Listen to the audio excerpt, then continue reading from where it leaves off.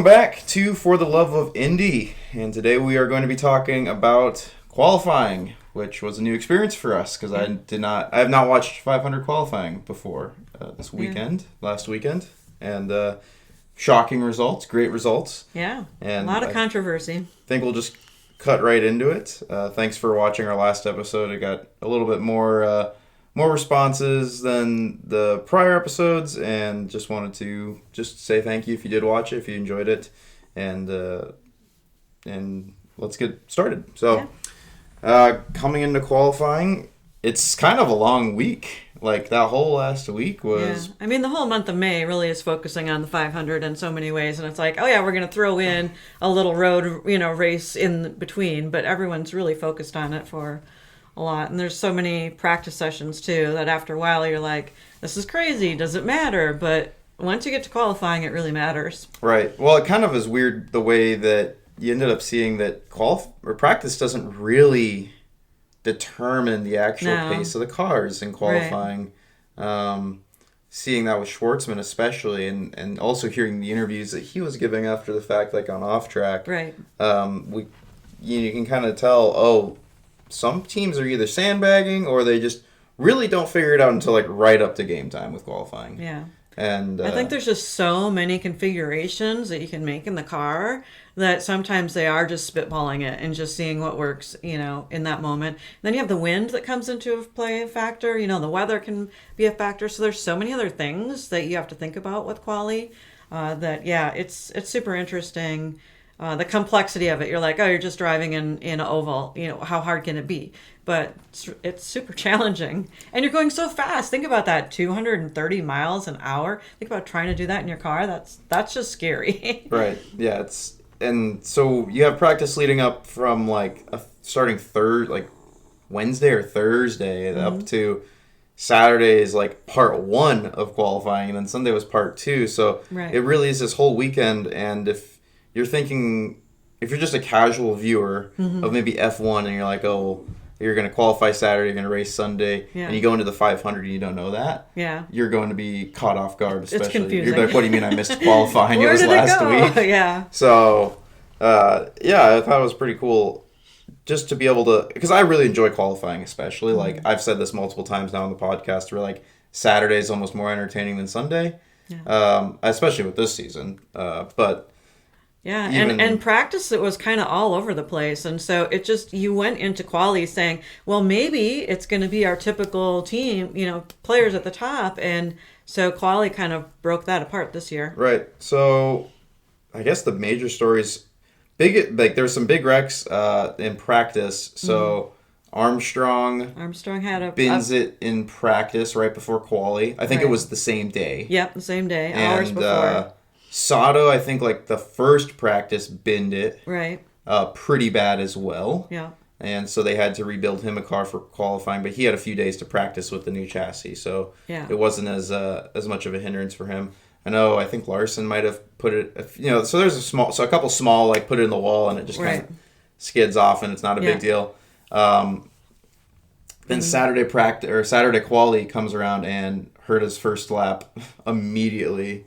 Yeah. Through that thing. Turn one, turn two. Out of turn two, because turn two was where every single massive wreck was happening. Yeah. And McLaughlin. That was on Sunday. So, Herta completely bins this car, and that was... It was scary to terrifying. Watch, to be actually, when we were sitting there and we're watching it in real time, and you're just like, how does he survive this? How does he even get out of this car? It's just frightening to see that, and especially because he was upside down and then against the wall for so long. When you watch that, I'm sure you've watched it multiple times like we have, but it just really was scary. Right. And you never really know with wrecks, especially when it's in real time, what happens. And to the credit of the DW12, which we talked a lot of shit on last week, it is a very well put together chassis for safety. Safety, yeah. I mean, and everyone pretty much that you talk to up and down the board says this is a great car specifically for safety purposes. And so, adding the aero screen and having, just the way that they're installed in there so tightly with all kind of that cushioning around them. I mean, it was unreal to see that even like the dashboard cam goes out and then it came back in and you're just like watching in real time. Yeah, it's pretty frightening, but yeah, I mean, gets up and walks away, but then how do you qualify after that when your car is pretty much totaled? Right. In a lot of yeah, ways. And so quali is like 5 hours. Right. It's like through the whole day, and that's another thing that was like also really odd. I'm like, yo, quali is all day. Right. Like it's not just a tune it on for an hour and you're good to go. And the idea that you have second chance, right? So you have lane 1 and lane 2. So if you're in lane 1, right, it's a priority lane, and you're basically signing away your time. Even if you had a good time, you're like, nope, I'm going for it again. I want priority, and I'm going to sign away my time, and I'm going to go. Lane 2, you're waiting for everybody in lane 1, but you want to go again, but keep your original time just in case you can't go over to the next time. So that process of quali is why it's so long, is to give you the opportunity to make some of those decisions, make some, minor changes in your car and your preparation, and to be able to get into quali as best you can and at the highest ranking in the order, so that you have a better spot towards the front. Right. I think it's just so different, It is different. But it is interesting in a lot of ways because of that. It gives teams, like, if you just went out and you put down a dog of a lap, like, it doesn't mean you're not out of it now. No. You know what I mean? Like, you can get another chance. Yeah. In the same day, in the same stint, which is really cool. Yeah. And when you compare that to F1, I mean, it's just like, you got 12 minutes, you got to do it, you're out, Next group, 12 minutes, you're out, 8 minutes, for the last one. So it's just kind of like this idea of, you don't get second chances in F1, really. I mean, you get to go around a few times and try to build up on your time, but... Right, and you might be like, some of the people who might not know IndyCar would wonder, like, well, why wouldn't you just throw away your lap every single time? Well, like, sometimes throughout the day the track conditions can worsen. Right, yeah. And so even if you maybe tuned your car better, or your car's could be hot when you're trying to hot lap it, and then you're going to get a slower time, or the track conditions have worsened, you're going to get a slower time. So there is very much an incentive to go in the slow lane sometimes as well, especially if you put down like easily a top 12 like speed. And I guess when we're saying time, we're meaning speed, because this is right off of a 4-lap average. 4-lap average, yep. So you want to go as fast as you can in those 4 laps. Yeah, and that's interesting as well, because it's not, one kind of go again like other qualities would be. So either way, we kind of got through that first day, and the cars at the bottom of the barrel were VK, Abel, Andretti got really close. Andretti was like 2 thousandths off, I think, something like that, from making from barely getting the cut, and Ray Hall like barely squeaked in on 30. Right. And then who was the fourth one that was fighting? It was Abel, VK, Andretti, and Armstrong, because he binned it. So Armstrong wasn't able to come through with a car. Andretti was able to put together a car within like the 4 hours. He shocking. Gets one lap. Absolutely shocking. Like 4 hours later. Yeah. And puts it in 29, and it's like just enough to get him through. Which is frustrating to be that far back, but also it was, hey, we got the opportunity. You got it through. And there wasn't going to be a last chance qualifying. And you put together a car. They also put 29th down without the weight jacker working.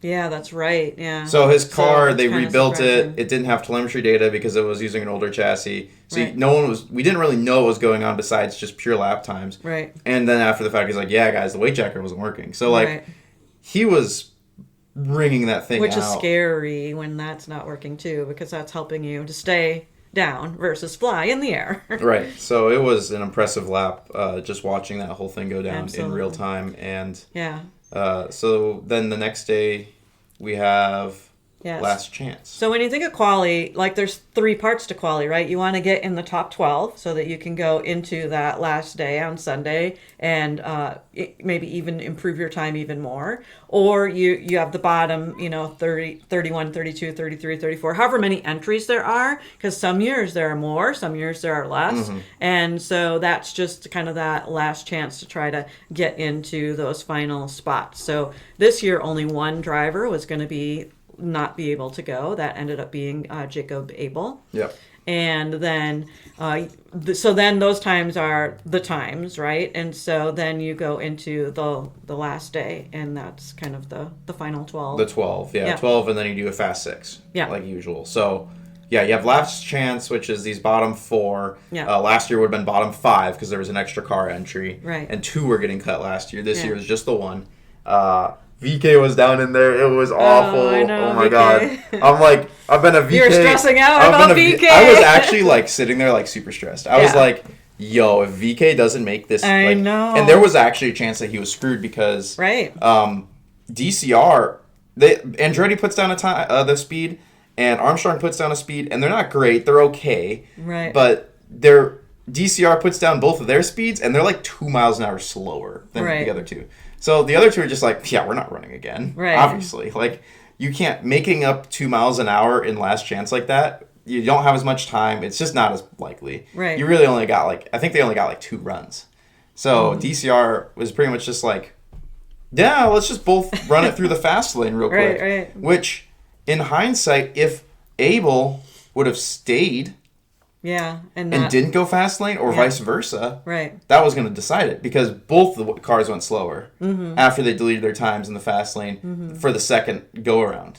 Which was weird. Do you think it was track temperature, or I think it was wind, hot laps. Or I think it was because the cars had just done it. And so they were too hot. They were just too hot. And especially with the hybrid. Yeah.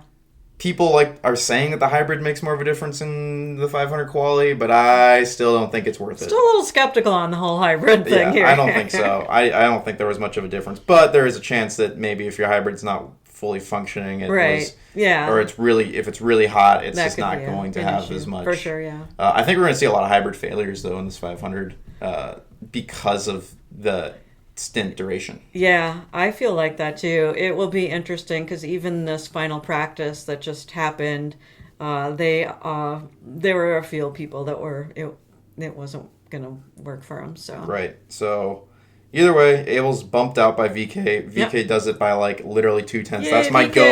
Let's go VK. Not technically back of the field now, but back of the field at that time. I'm like, that's my go. At least he made it in, right? Yeah. And Abel was out, and Abel was like, yeah, I was kind of expecting this to happen. Yeah. And in one of his interviews, he's like, I've been kind of preparing for this already. Yeah. And let's be real, I think all of us were kind of expecting Abel to probably not make it into the 500. There was a chance, but if you look statistically, he's been last in every single race. Yeah.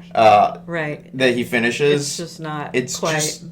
This was kind of expected. Even though the livery was awesome. Yeah. I liked the Miller High Life. It was a retro livery. Yeah. People are like, oh, can't we get his livery in? We feel bad for Miller because they're not going to be in the 500 now. So it was a super cool livery. Yeah, very cool. Yeah, he just didn't make it in. So either way, then we go to the top 12, and 12 starts, and Newgarden and Penske aren't lined up on the.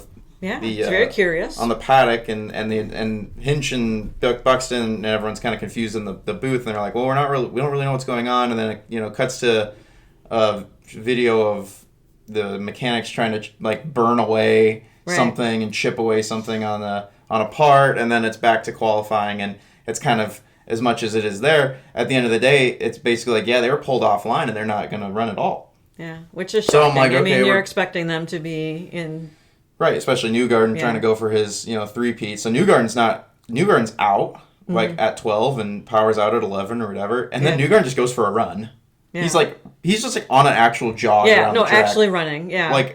Jogging around the track, clearly upset. Pissed off. Yeah. No one goes for a run unless they're mad. And then, they cut to him and he sees these on the screen and he starts smiling and stuff. But, I know that run started with just anger. That was just an adrenaline. Yeah. He had to burn it off. Just pissed off, went for a run. And, Well, because here, look, it's his, he's expected to three-peat. There's so much pressure on him. His team has to do well for him. And then all of a sudden, bam.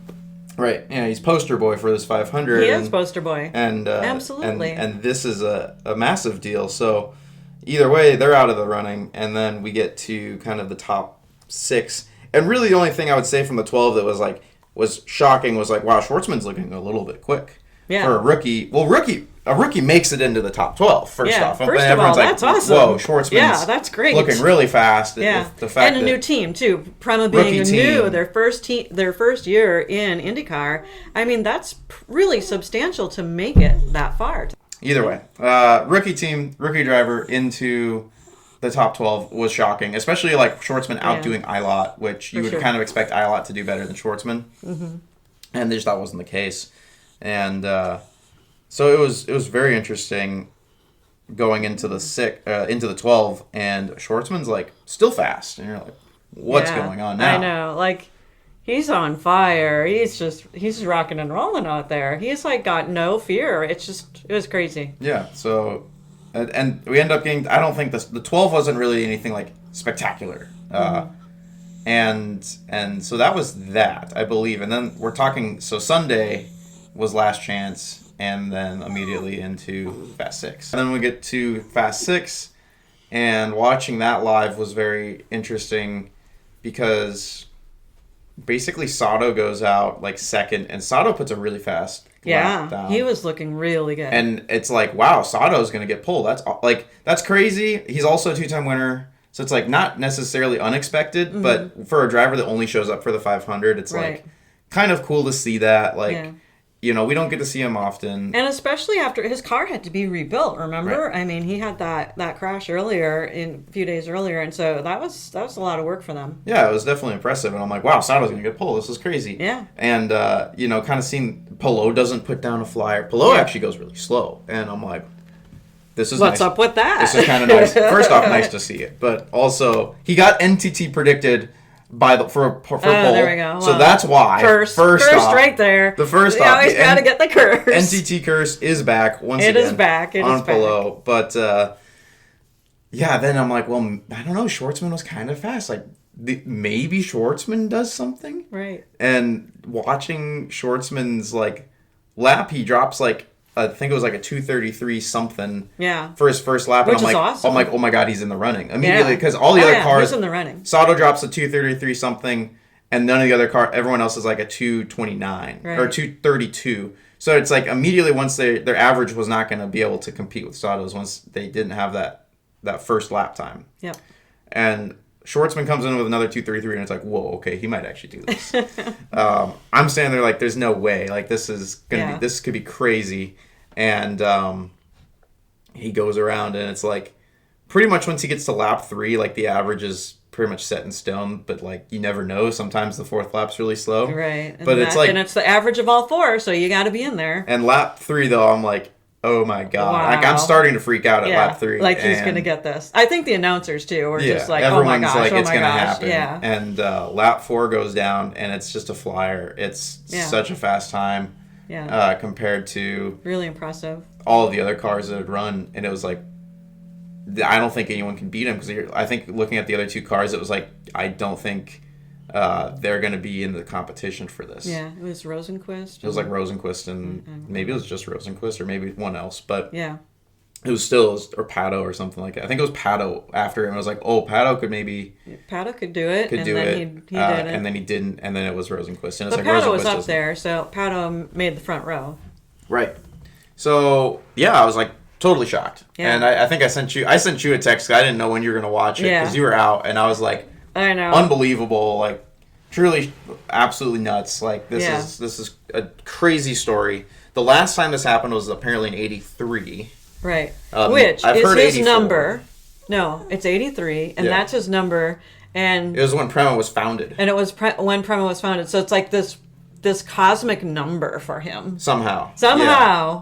1983. And no one would have I don't think if you're a betting person in Vegas and you're betting on quali, seriously, who had Schwartzman? Right.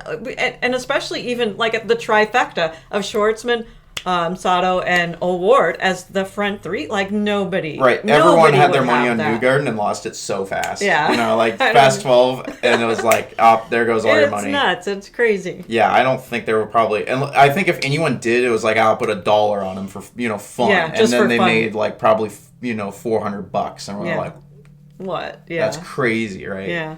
I don't bet, so I'm not Yeah, like, we don't bet, but but it's just this idea of the unexpected happening, and it's fun. It's fun when the I'm unexpected like, happens. well, for a minute, it's like, this is the IndyCar I remember here. Like, Yeah, yeah. You know what I mean? After the Indy last, is back. It's not dead. Yeah, after the last 5 races we've had, and Yeah. then we get this in qualifying, and it's just like, Yes. finally, The resurrection of Indy. We're so happy. Peak is back, right? Yeah, We're yeah. so back, and so that was just exciting to see. And then Off Track on Hinchcliffe's podcast, Off Track, Yeah, with Hinch and Rossi. which will Rossi obviously wasn't there, but yeah, they did with an Buxton. episode at IndyCar. It was live. They, There was like they an do a live audience there. It episode. would have been awesome to be there. Oh It would've been yeah, so fun. I'd absolutely go. I mean, if we were there, we'd have to get tickets for that. That'd But be fun. Schwartzman just kind of wanders up on stage like, while they're doing it. and then they're like, "Oh, we got to interview you." Right, and it was like right after he said it That too. was It was like fun. the same day. So yeah, that was a really fun. So if you don't listen to Off Track, go listen to Off Track. Yeah, because it's kind of absolutely. that was a fun episode. It's really unique. It yeah, came out from the towers. a couple days after on qualifying. I think it was like this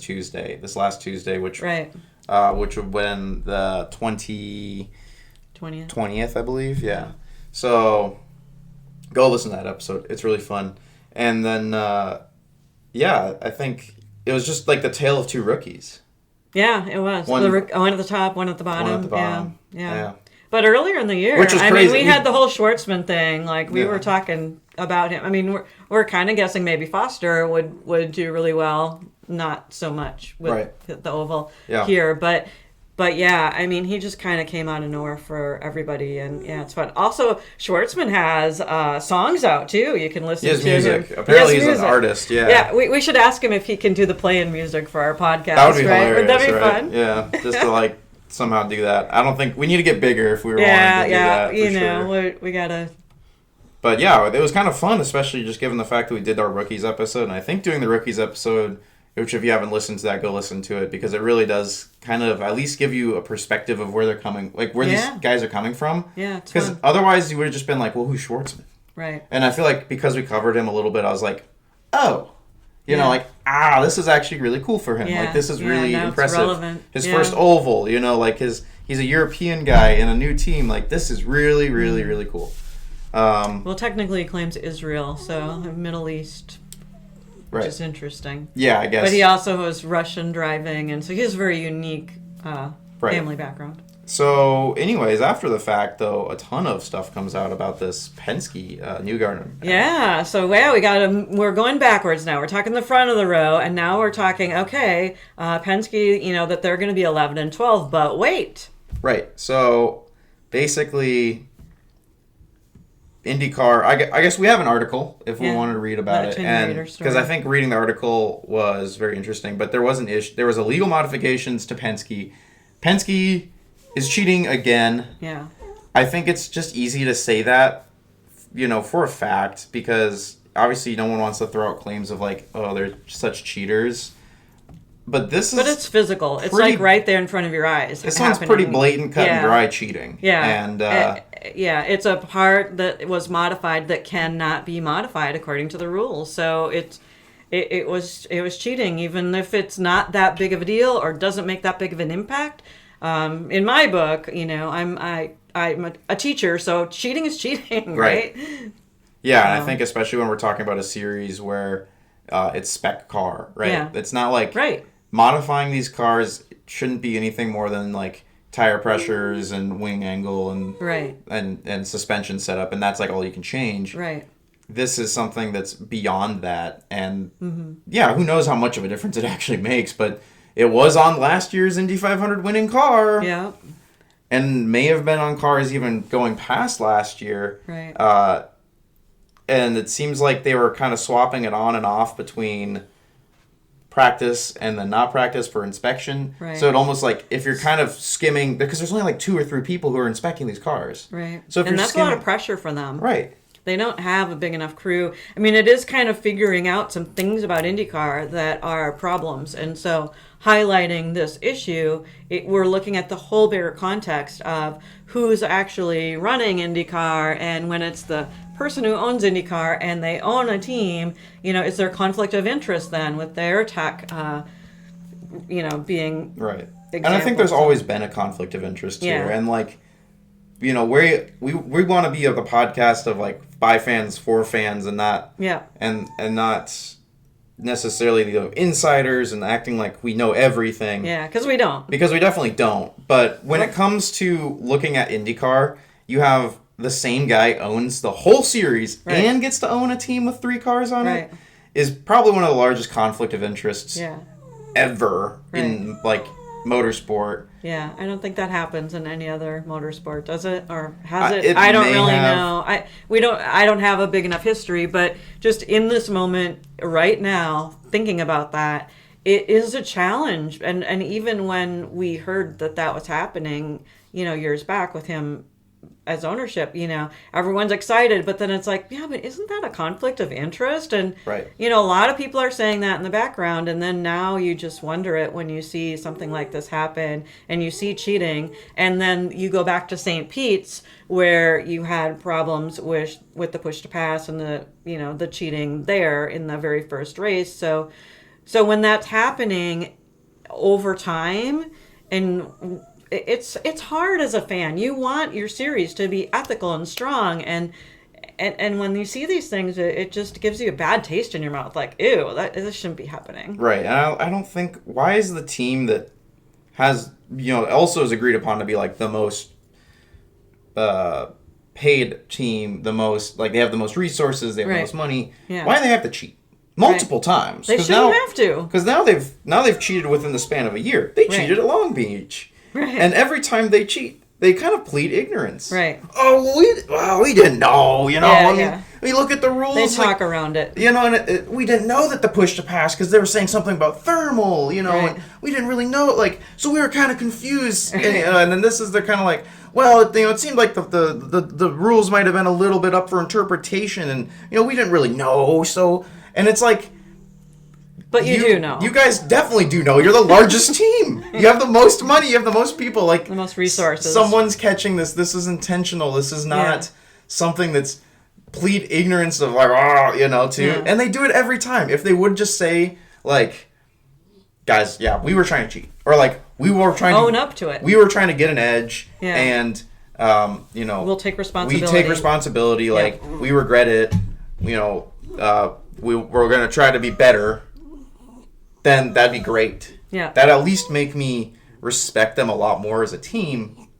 But when you're watching a team go around and they're not taking ownership, they just kind of throw it off, kind of poof, it's no big deal. It's just like, I can't support that. I can't get behind a team that does that. Yeah. It's especially when there's other teams like DCR who are trying their damnedest. Yeah, just to make ends meet and to do their best and follow all the rules and do everything as best they can. And I know there are people in the comments, when you read all these comments of the cheating and this and that, there are people like, well, of course everyone's going to cheat all the time, like that you're going to just keep trying to do it until you can get away with what you can get away with. And I personally I can't come from that attitude, but I want people to follow the rules. The rules are there for a reason, and we want things to be as fair and equitable as possible on race day so that any given team can win that race and they win it in a fair way. Right. It's just frustrating to watch. Yeah, and, it is. And it's just sad. It's bad for the whole sport. It's bad for everyone. Yeah, it's not just bad for Penske. It's bad for IndyCar. Then people will just say, oh, I'm going to watch another series because I don't want to watch IndyCar. There's a bunch of cheaters over there. Right. It's the cheating series, especially, and then if you're surface level, you look at it, it's the cheating series where the team that's cheating is also owned by the guy who owns the series. Right. So they're able to get away with the cheating more often. Yeah. You know what I mean? Like, that's how you probably put it together if you're an outsider. Right. And you can just see how even Penske owning a team and the series, and then that's also the team that's consistently caught cheating, which is good. They should be caught cheating. Right. But it's also like, they're trying to get away with cheating because their owners owns the series. Yeah, I think you do have Doug Bowles, who's stepped in, and he's like been in charge of IMS and is in charge of the race. And so initially there were comments by their engineer Cedric, and those comments were really not taken well. So then the next day Doug came in and issued a statement, and now put them to the back of the grid. Right, and so basically, as this evolved, this is the discussion of every single IndyCar group, every single IndyCar Reddit post. Yeah. I mean, everyone's like, well, what do we think about this? And it's pretty much everyone just going, well, it's blatant cheating, and then the Penske defenders are like, well, blah, blah, blah, blah, blah, blah, blah, blah, blah, blah, blah, blah, blah, blah, blah. And then there's like a couple Penske people who are like, oh, I'm a Penske fan, but this is unacceptable. But this is bad, yeah. And like, shout out to those people, because it's good to because if Andretti was doing this, I would be pissed. I would be mad too. I would be very mad. If one of our favorite teams or favorite drivers was doing that, I'd be super frustrated with that and upset for sure. Right. So then a few days later after that, Penske fires basically their 3 highest members in their leadership, which would have been, I believe it was Cindric, who had a 25-year tenure at the organization, managing director Ron Rzuski, and general manager Kyra Moyer. And so they decided to clean house a little bit and put it on their shoulders. And really, ultimately, that's who is responsible. I mean, when you look at people that are responsible, the people that are doing the kind of making the modification, they're physically responsible, but someone's telling them to do that. Someone's saying it, yeah. And who's telling them to do that, and why are they doing that and getting away with it? Also, McLaughlin's car, remember when it got crashed, they found it didn't have that part on it. Right, but he crashed during practice. Earlier, yeah. He crashed in practice, why would you run an illegal part in practice? Exactly. Because it means nothing in practice. Yeah. There's no reason. So it's like, of course his car's not illegal. But technically, he has that part in his garage. We don't know. I'm sure it's tucked away now. Yeah. Right. It's not coming back out because he's at least starting in top 12. Right. And he gets no repercussions. Though likely, if he was able to qualify on Sunday in the top 12, because he started 12, so I think it was 10, 11, 12, right? If he was starting, he would have had that part. I guarantee you. You know what I mean? There's no chance that just the number 3 team is pure when we're talking 2 of 3. Yeah. We're talking 66% here of this organization is cheating. That other 33% is, right? It has to be. Odds are. So I mean, your team president is gone now, and then not to mention the top 3 people in leadership are also all strategists, which is kind of really. I feel like that's weird. I feel like if you're talking you have your leadership directly involved with the racing, which is good, but at the same time, because they're directly involved with the racing, maybe that does give them the influence to be like, hey guys, maybe we just keep modifying this part. Because, again, it's very intentional. It's like dark gray putty of some sort, or fiberglass or whatever it is, to blend in. It's used to blend in. It's not like this is a modification to try to hide it. Done in open sight. It's being done to to be hidden, because they otherwise, if they're like, oh, we didn't know, we just wanted to modify it, why would you blend the color? I feel besides maybe aesthetic reasons, to look pretty, but I don't. It just seems it's intentionally. I see that as another malicious kind of thing towards it. Of course. That I don't think anyone else has really talked about that. From what I can tell, it's just and maybe it's a small point, maybe it's not that important, but I think there is, just that extra bit of this was planned. Right. And you work on cars a lot, so right, yeah. Have that perspective. Small things like that really do make a difference. It's do I decide to paint the rusty bolt in my engine bay to kind of hide it better into the engine bay, or do I just leave it kind of rusty because I'm too lazy to change it? Right. It's kind of on that same sort of mindset, right? I want to blend it in, so I'm going to paint it black with a paint pen. You have those people are all gone now, and we'll see what a new strategists on the timing booth, if that will be a hindrance to them in the race. Yeah. If that will. Well, it's going to be really change hard anything. for Newgarden to come from the very back of the field. Oh, and then to win. we didn't even discuss that. So then Newgarden and Power are pushed to the back of the Right. field. Yeah. Which then is a whole nother thing of like the controversy of, well, Should Abel be should in? Abel be back in because Yeah. at least his car was legal. Right. I think he should be. And should they be a DQ? In NASCAR, apparently, anything like this would happen, it's an automatic DQ. A full DQ. Like, It's a full DQ. So there would just be 32 cars in the 500 and not. Which would be fine. Which I'm fine with as well. Yeah. I mean, that's, that's how it is. So Right. you would just deal with it. So I think, now they're talking about this idea of having maybe next year an independent group that will like monitor and supervise and, so. Do the inspections. Yeah. So that's like, Penske still owns it. Penske still owns this. And now we'll bring in this independent third party. I don't know. I wonder if Penske, picked one or the other and didn't have both, then there wouldn't be that conflict of interest. Would you even need to have that third party? I don't know. But maybe in general, that's a good thing. Maybe the rules will be changed. So things are like this are an automatic DQ, just like NASCAR. The thing about these third party things that I think could be an issue is like, oh yeah, Penske doesn't own this third party. Right. But he sure does like to donate to this third party a lot. Yeah, it's just hard to. And then it's kind of one of those things of, or whatever other team that's trying to get ahead, Right. ends up trying to hush money or Manipulate. manipulate this third party. Yeah. And then that becomes a whole nother, versus just like if he would just be like, I'm just, I just want to race. Or Right. like, Yeah, no, I just want to own the series and I don't give. think he needs to own the series. Honestly, I think like he should just keep racing because his name's on a race team and he Yeah. was a race driver. But then who owns the series, right? I mean, then you got to figure out, and everyone's so happy for him to step forward and try to make the series better.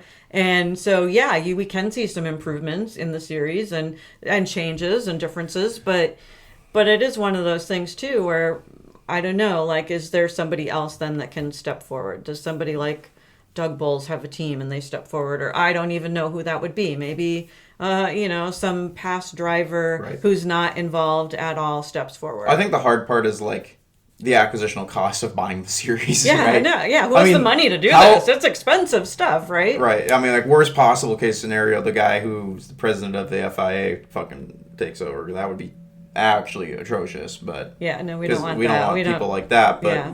yeah, it's like, who is the best pick here? And like, I can see how maybe at the time when IndyCar was especially dying, Penske was probably a good decision. But I think we're at the point where the series has clearly revived itself. Yeah. The 500 is sold out. For the first time, there's not going to be a viewing blackout in Yeah, Indianapolis which is a big deal. for the Indy 500 Yeah. for a long time. It's Yeah. been blacked out for them, and they have to like that sucks. First off, that Right. shouldn't be a thing in the first place. I get trying to sell Sports tickets. blackouts. That's silly. But- They're gonna sell tickets.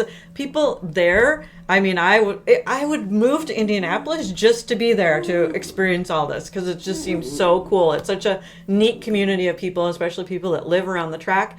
And they're going to be there regardless. They love this sport. They love this race. Right, but not everyone can afford this, and that's like Right. the other thing too is not everyone can get a ticket. There shouldn't be a blackout, and you shouldn't penalize those people Right. for not being able to get a ticket. Yeah. Like, think about all of like very low income families that Right. probably have like, maybe multiple children. They're just so busy working. Right. They have so many kids. They can't bring all these kids to the 500. Right. I mean, think about the 500 crowd of just drunks and riots and, Yeah, and how fans. crazy it and is, it's just yeah. got to be absurd. And the ticket price is you're not going to bring your family. Like, you Yeah. want to be able to watch the 500. There shouldn't be a blackout, even if the thing doesn't sell out. But that's a whole, I feel like, another That's a whole other episode. debate. And that's probably, just not even related to this at this point. Yeah, but it's awesome. The idea is that they have sold it out, and that's awesome. That's Right. great for the series. That's great for, Indianapolis. And tourism and all of that. I mean, that's fantastic. If Yeah. we could be there, we would be there. So I mean, it's clear that, we're kind of on the up. There is an upward swing kind of going on with IndyCar. Yeah. And so this revival that Penske was here for, I don't think is needed anymore. And I think he needs to decide what he wants to do. I don't, this it will be conflict of interesting. interest is an issue now, especially that we've had multiple cheating out, like scandals, not even scandal, just cheating incidents. And I Right. don't know if incident's the right word either, but like, Yeah. moments in IndyCar history where Yeah. Penske's cheated, Right. and it's you know, Yeah, it's we just got to nip it starting. in the bud, and we got to take care of it, and it has to be handled in a professional, ethical way.